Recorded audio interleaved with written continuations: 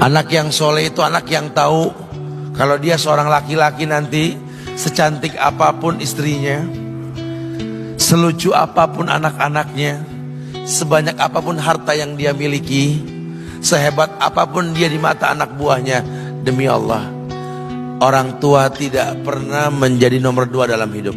Ini banyak orang yang suka salah ini. Cuma gara-gara dunia, orang tua panjang mata menanti kedatangan anak. Jangan ya. Jangan. Anak yang soleh tahu sekali, sampai kapanpun ibumu, ayahmu, sampai kapanpun. Dunia nggak membuat dia lupa ada berkah keramat dunia hidup di atas muka bumi ini. Dia nggak repot datang ke makam-makam para wali. Orang tua nomor 1 yang dia temui. Ini orang hebat. Ini banyak di antara kita, makam-makam didatengin, di mana saja didatengin, ngalap berkah. Orang tua panjang mata, berlinang air mata menanti, mana anakku? Mana pohon yang pernah kutanam? Mana pohon yang pernah kurawat? Kudengar dia sudah mulai berbuah, ingin kurasakan buahnya. Berani mengeluarkan dana jutaan untuk hal-hal yang gak disyariatkan. Ini orang tua panjang mata. Rela ndak rela, orang tua kita akan mendengar dan melihat. Ma, aku pengen nikah, aku pengen berkeluarga, ma. Ya orang tua ya seneng lah. Cuma kalau inget metik buahnya belum terasa, ya ada perasaan kayak gimana gitu loh. Karena dia tahu setelah ini dia akan menikah, bahwa anak orang ada kehidupan yang berbeda yang bakal dia rasa. Orang tua makin hari makin rentan, bukan makin seger. Yang perempuan dibawa orang, ya Allah. Baru kemarin perasaan mainin poni ini anak perempuan kita, betul. Baru kemarin mainin kepangan rambutnya, ya Allah. Ya Allah, baru kemarin perasaan saya titah dia, titah, ya Allah. Belajar jalan, bisa berlari bawa sesuatu, coret-coret tembok, aduh Masya Allah. Sekarang udah gede, dibawa orang, ya Allah, Masya Allah. Yang laki dekat sama mamahnya. Baru kemarin tangan mungilnya kita tuntun, kalau kelepas dia nangis, betul. Sekarang tangannya keker besar, tangan ibunya keriput, betul. Mau nangkep tangan anak pun sudah mulai susah. Nebawa anak orang datang dengan gagah, cium tangan, cipika-cipiki, udah. Ma, kita jalan dulu ma ya. Udah mama, udah. Digandeng tangan kekasihnya, dirangkul pundaknya. Ini anak laki ndak tahu ibunya kayak diiris-iris jantungnya. Dia lihat tangannya yang keriput, ya Allah. Udah berapa lama tangan ini nggak dibawa sama anak ini? Udah berapa lama tangan ini nggak digandeng sama anak saya? Kita merasa bangga akur merangkul istri kita, ibu kita ngelihat pundaknya. Udah berapa lama pundak ini gak dirangkul seperti itu, ya Allah. Dulu aku berdandan secantik-cantiknya, ku dandankan anaknya, ku bawa di hadapan kawan-kawanku bangga. Lihat anakku. Tapi dia gak pernah berdandan rapi membawa aku ke hadapan teman-temannya. Lihatlah ibuku. Ibunya sudah kebayang, ya Allah, ini anak bakal minta nikah sebentar lagi. Yang wajar kalau orang nanam pohon pengen metik buah, wajar. Ini buah belum terasa, pohon sudah mau dibawa, kebayang tidak? Ya Allah. Mulai dia kebayang. Sehingga rasa-rasa seperti ini menjadi tumpukan rasa di hati orang tua kita, yang nanti pada akhirnya dia pun bakal kembali ke hadirat Allah, kita pun bakal kembali ke Allah, betul?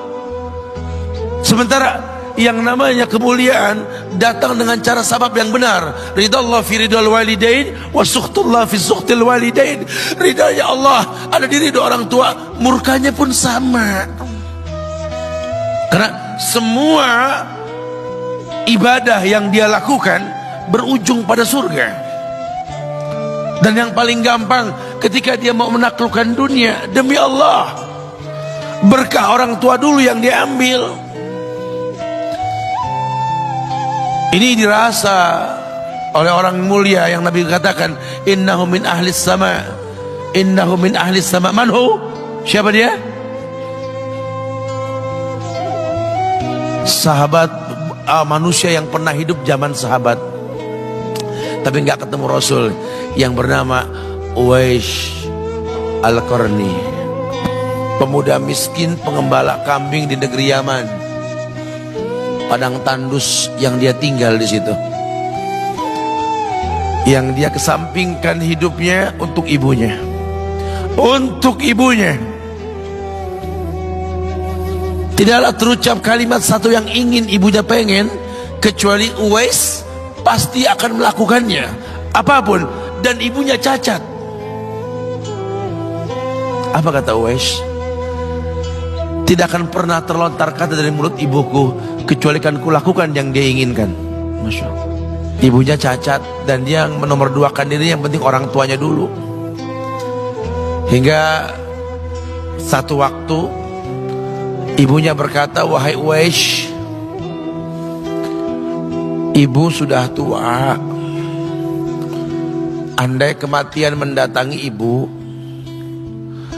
ada beberapa keinginan yang ibu pengen merasakan keinginan tersebut.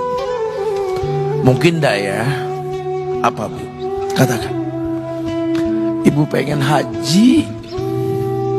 Bengong, Wais, ya Allah Bu, ini Yaman, Hadramaut, yang sekarang saja pesawat itu bisa 3 jam menuju Saudi itu. 2 jam lebih lah menuju Saudi. Ini lebih jauh lagi, kebayang berapa ratus kilo, berapa ribu kilo, nggak tahu.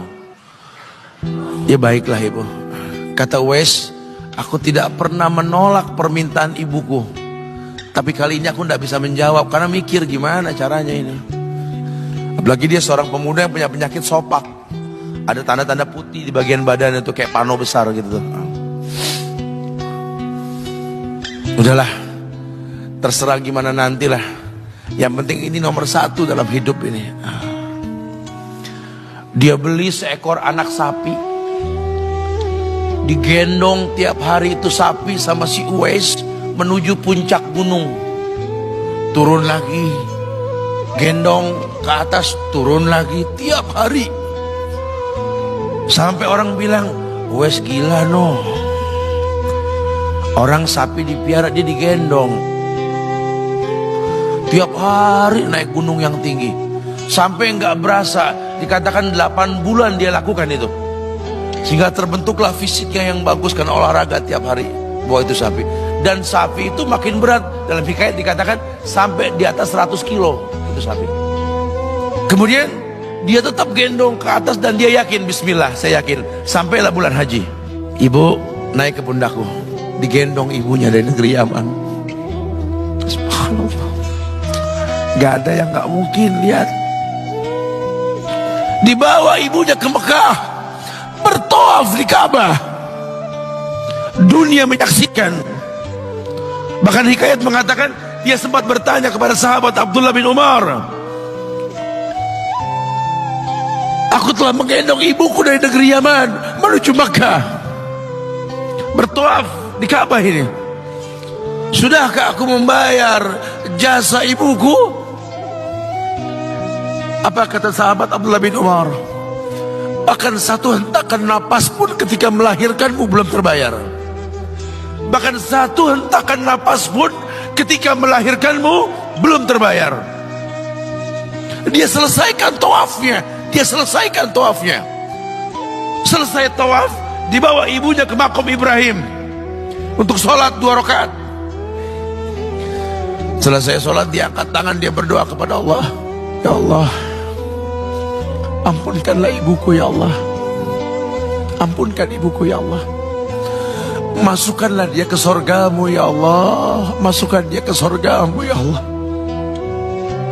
Ibunya berbisik, Uwais, sudahlah, mintalah pada Tuhanmu ampunan untuk dirimu dan sorga untukmu. Wallahi wahai ibu, Allah ampunkan kamu, Allah masukkan kamu ke sorga, cukup untukku ridhomu yang kubutuhkan wahai ibu. Lihat,